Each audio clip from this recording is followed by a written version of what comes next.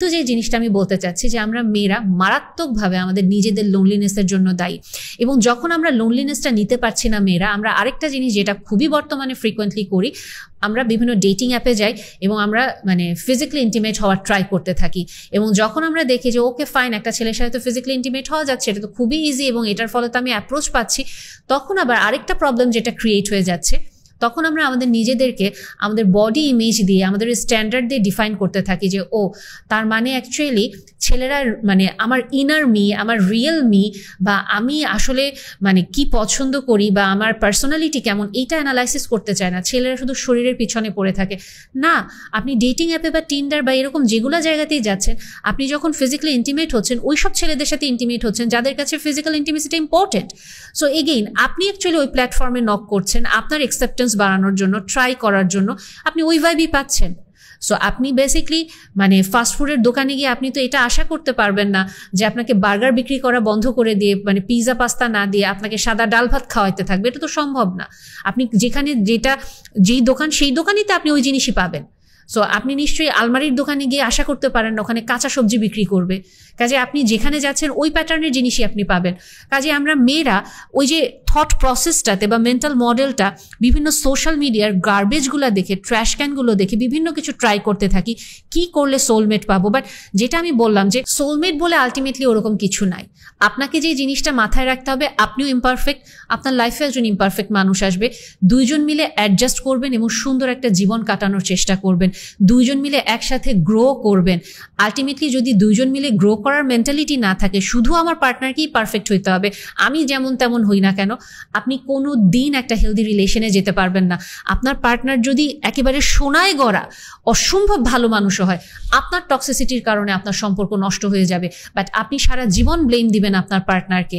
Overall যেটা আমি বললাম যে মেয়েদের লোনলিনেস বাড়ছে, এই লোনলিনেস বাড়ার পেছনে অবশ্যই সোসাইটির একটা হাত আছে এবং আমাদের মেয়েদেরও হাত আছে। এবং আমাদের মানে আরেকটা পয়েন্ট আমি যদি বলি, বর্তমানে আমরা মেয়েরা প্রচণ্ড ক্যারিয়ার ওরিয়েন্টেড হয়ে যাচ্ছি এবং আমরা এত ক্যারিয়ার ওরিয়েন্টেড হচ্ছি যে ক্যারিয়ারের কারণেও কিন্তু আমরা প্রচণ্ড লোনলি হয়ে যাচ্ছি।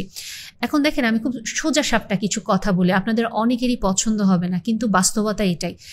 দেখেন, আপনি যখন প্রচণ্ড ক্যারিয়ার ওরিয়েন্টেড হচ্ছেন, আপনার বায়োলজিক্যাল এইজ বেড়ে যাচ্ছে। যতই আপনাকে ইন্টারনেটে বলুক না কেন age is just a number, believe me, age is just a number না। বর্তমানে মেয়েরা প্রচণ্ড রকম ইনফার্টিলিটির ভিতর দিয়ে যাচ্ছে।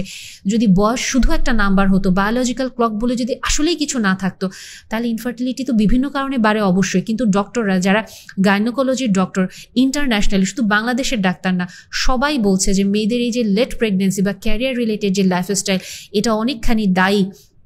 মেয়েদের এই যে লাইফস্টাইল চেঞ্জ হয়ে যাচ্ছে, ইনফার্টিলিটি বলেন, একাকিত্বের জন্য বলেন।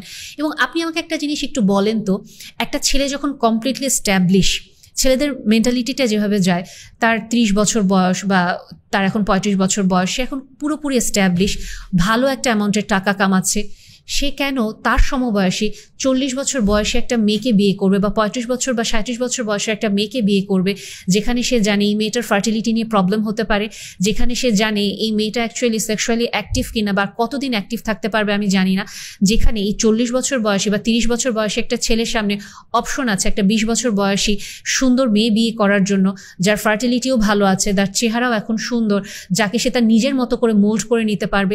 এই কথাগুলো প্রচণ্ড জাজমেন্টাল মনে হচ্ছে, তাই না? বাট আমাদের সোসাইটি না এখনো এত আগাতে পারেনি, আমাদের সোসাইটি এখনো এই জায়গাটাতে আছে। এবং ইন্টারনেটে গুটি কতক মানুষ দিয়ে আমাদের সোসাইটিকে আপনি জাজ করতে পারবেন না।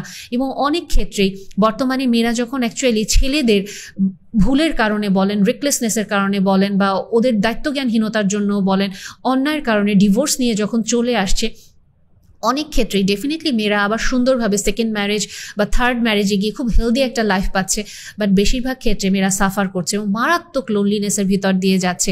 এবং এই লোনলিনেসের কারণেও যেটা হচ্ছে, ওনারা বিভিন্ন রকম ভুল সিদ্ধান্তে যাচ্ছে। দুষ্ট ছেলেগুলো